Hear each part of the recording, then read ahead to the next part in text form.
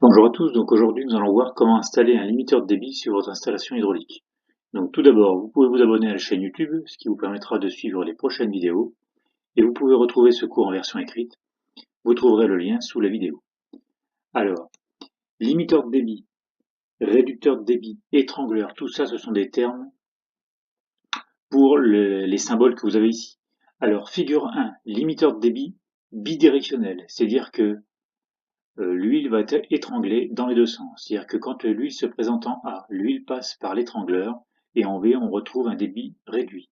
Lorsque l'huile se présente en B, l'huile passe par l'étrangleur et en A, on va retrouver un débit réduit. Donc on étrangle dans les deux sens. Figure 2. Limiteur de débit unidirectionnel. C'est-à-dire que on va étrangler que dans un sens. Quand l'huile se présente en A, l'huile passe par l'étrangleur et en B, on va retrouver un débit réduit. Lorsque l'huile se présente en B, une partie de l'huile va passer par l'étrangleur et le reste va passer par le clapet de bipasse. Donc en A, on va retrouver le même débit qu'en B. Donc avec la figure 2, on va étrangler que dans un sens. Donc comment installer un limiteur de débit? Alors sur une installation simple, groupe motopompe, le réservoir, le limiteur de pression qui protège la pompe, le distributeur tout ou rien centre ouvert et un vérin. Il est chargé à 50 bars, c'est-à-dire que pour faire sortir le vérin, on a besoin d'une pression de 50 bars pour que le vérin se déplace. Donc on veut réduire la vitesse du vérin uniquement en sortie de tige. Donc on utilisera un limiteur de débit unidirectionnel, c'est-à-dire avec le petit clapet là, et on va l'installer. Donc premièrement, il y a plusieurs solutions, mais on peut déjà l'installer à l'admission.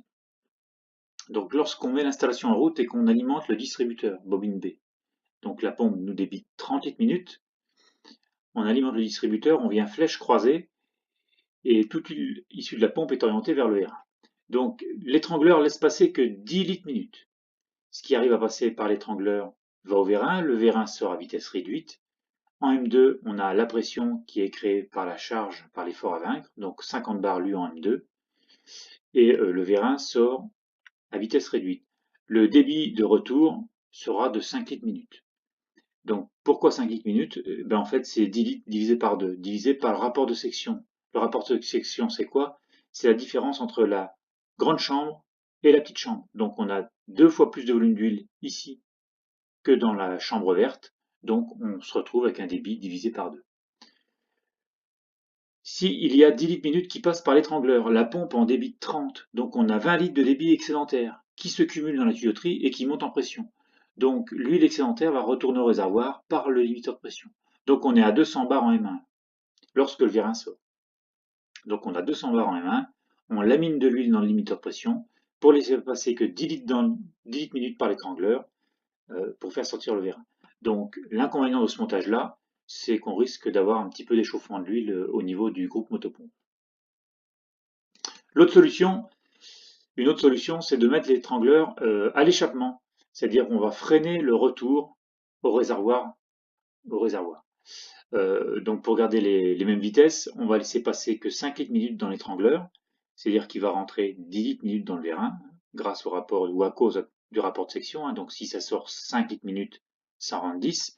La pompe en débite toujours 30, donc on a toujours 20 litres minutes de débit excédentaire qui vont retourner au réservoir par le limiteur de pression. Donc on sera à 200 bars en M1. 200 bars qu'on aura également en M2, si on néglige les pertes de charge. Donc on pousse à 200 bars un vérin qui ne monte que 50 bars. Donc c'est-à-dire qu'ici, dans la petite chambre du vérin, donc du vérin à l'étranglement, on va avoir une contre-pression, un frein, qui sera donc de 200 bars, moins 50, donc 150 bars, qui seront multipliés par 2 par rapport de section, donc on aura 300 bars de contre-pression ici. Donc ça peut être dangereux. On s'aperçoit que on a 300 bars qui se trimballent en M3 là, alors qu'on est protégé qu'à 200 bars. Donc en fonction des rapports de section, le montage à l'échappement est à proscrire parce qu'on peut très vite monter à des valeurs très importantes ici en M3. Donc un autre moyen, donc voilà, c'est de le mettre à l'échappement. Donc attention contre pression.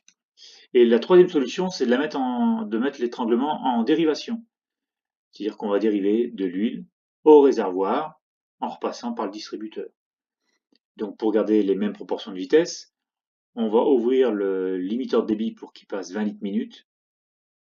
Et donc il y aura 10 litres qui vont aller au vérin. Le vérin va sortir à vitesse réduite, mais là on s'aperçoit que tout le débit de la pompe est consommé. 20 plus 10, ça fait bien les 30 minutes du débit de pompe. Donc on n'est pas à 200 bar hein. On a uniquement la pression nécessaire pour déplacer le vérin. Donc là on n'aura pas d'échauffement d'huile avec ce montage-là. Bon, l'inconvénient, c'est que si on vient refaire un piquage ici pour alimenter un autre distributeur et un autre vérin, on ne sera pas capable de faire sortir plusieurs vérins en même temps. Donc voilà, donc tout dépend, hein. Si on veut faire sortir plusieurs vérins en même temps, faire bouger plusieurs vérins, le mieux c'est de le mettre l'étranglement en série. Si on a un seul mouvement à faire, ben, l'étranglement en dérivation n'est pas si mal. Donc voilà, donc c'est fini pour aujourd'hui. N'hésitez pas à poser vos questions.